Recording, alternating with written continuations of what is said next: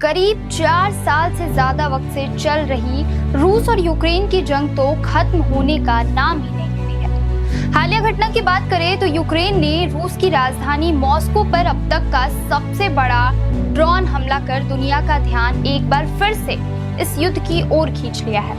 Ukraine ने सैकड़ों drone के जरिए मॉस्को और उसके आसपास के इलाकों को निशाना बनाया।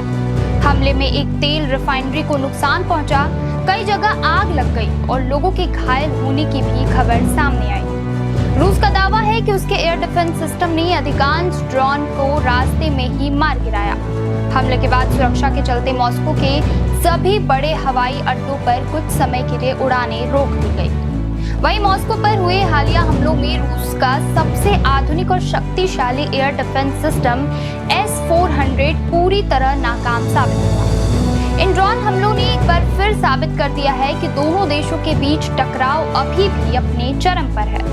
अब सवाल यह है कि आखिर 4 साल से ज्यादा समय बीत जाने के बाद भी ये युद्ध क्यों नहीं रुक रहा?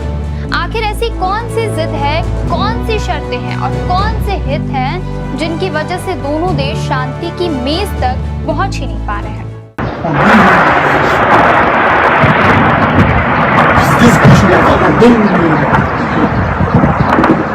रूस और यूक्रेन के बीच संघर्ष की शुरुआत साल 2014 में क्रीमिया संकट के साथ हुई थी, लेकिन 24 फरवरी 2022 को रूस के पूर्ण सैन्य आक्रमण के बाद यह संघर्ष दुनिया की सबसे बड़ी और सबसे खतरनाक जंगों में से एक बन गया।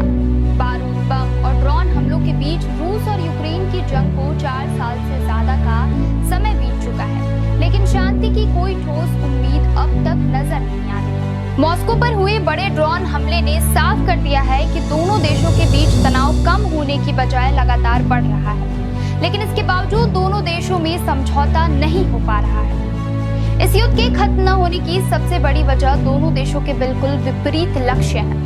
रूस चाहता है कि यूक्रेन उसकी रणनीतिक और राजनीतिक शर्तों को स्वीकार करे और क्षेत्र में रूस का प्रभाव कायम रहे।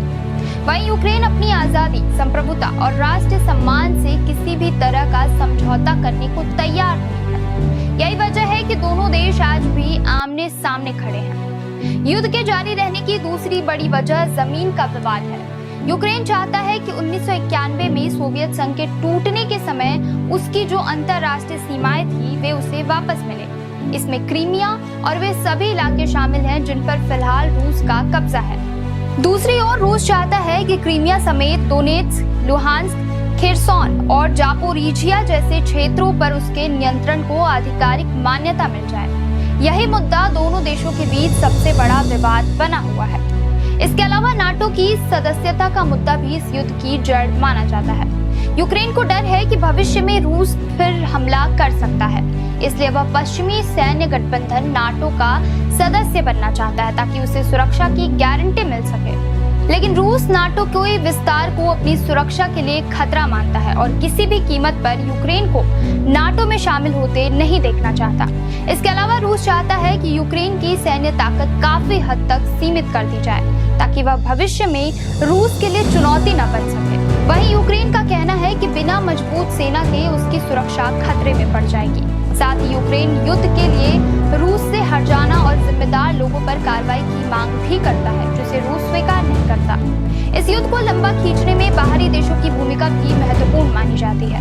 अमेरिका और यूरोपीय देश लगातार यूक्रेन को आर्थिक, सैन्य और तकनीकी सहायता दे रहे हैं। दूसरी तरफ रूस को चीन, उत्तर कोरिया और कुछ अन्य सहयोगी देशों का समर्थन मिलता रहा है।